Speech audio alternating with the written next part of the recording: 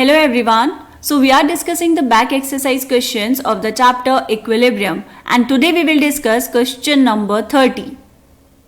So here the question is, at 473 Kelvin equilibrium constant Kc for decomposition of phosphorus pentachloride, that is PCl5, is 8.3 into 10 to the power minus 3. If decomposition is depicted as PCl5 will give you PCl3 plus Cl2. Enthalpy of the reaction आपको given है बेटा 124 kilo joule पर मोल। तीन parts में आपसे यहाँ पर question पूछा गया है।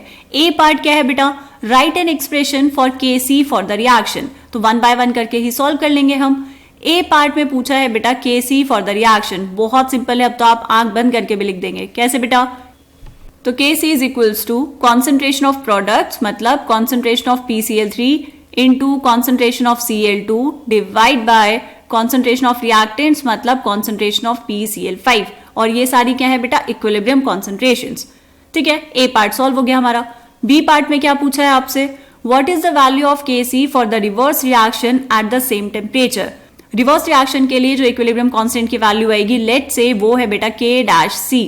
कितना होगा, जब हम रिएक्शन को लिखते हैं बैकवर्ड डायरेक्शन से, तो वहां पर जो इक्विलिब्रियम कांस्टेंट है उसका क्या आ जाता है बेटा, इनवर्स आ जाता है। कैसे, अगर आपके पास यहाँ पर कोई रिएक्शन है A to B, इसके लिए इक्विलिब्रियम कांस्टेंट की वैल्यू है K, तो जो रिवर्स रिएक्शन होगी मतलब B to A, इसके लिए जो इक्विलिब्रियम कांस्टेंट है वो कितना हो जाएगा बेटा, 1/K। ठीक है, वही हमने यहाँ पर लिखा। इसकी वैल्यू पूछी है आपसे, तो Kc की वैल्यू क्या आपको गिवन है, बिल्कुल गिवन है, रखो यहाँ पर value 1 divide by 8.3 into 10 to the power minus 3। इसको सॉल्व करेंगे बेटा, ऊपर जाएगा तो कितना हो जाएगा, 10 to the power 3 divide by 8.3 is equals to 10 to the power 3 मतलब 1000 डिवाइड बाय 8.3, और एक पॉइंट नीचे से हटाएंगे तो ऊपर आएगी एक और जीरो, डिवाइड कर लो इसको, ये हो जाएगा बेटा 120.48।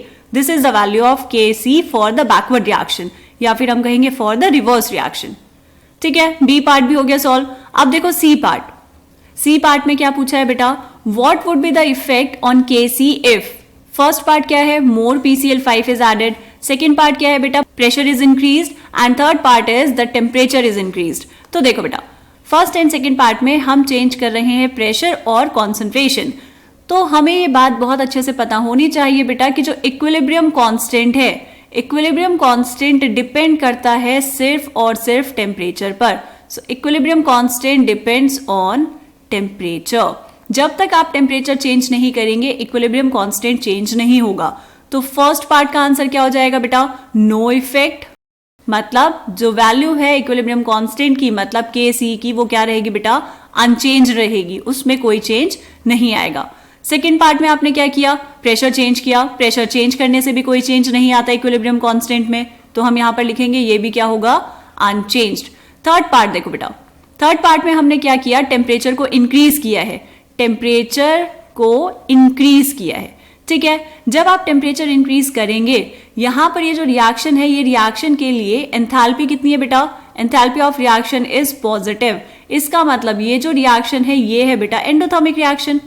ठीक है, और एंडोथर्मिक रिएक्शन के लिए अगर आप टेम्परेचर इंक्रीज करते हैं तो जो Kc की वैल्यू है वो भी क्या करेगी बेटा, इंक्रीज करेगी। ठीक है बेटा, बात समझ आ गई। जब टेम्परेचर इंक्रीज करेंगे तो एंडोथर्मिक रिएक्शन होगी, तो Kc की वैल्यू इंक्रीज करेगी और रिएक्शन कहां जाएगी, फॉरवर्ड डायरेक्शन में जाएगी। डन। तो ये था बेटा क्वेश्चन नंबर 30। मिलते हैं नेक्स्ट क्वेश्चन में, तब तक के लिए बाय बाय।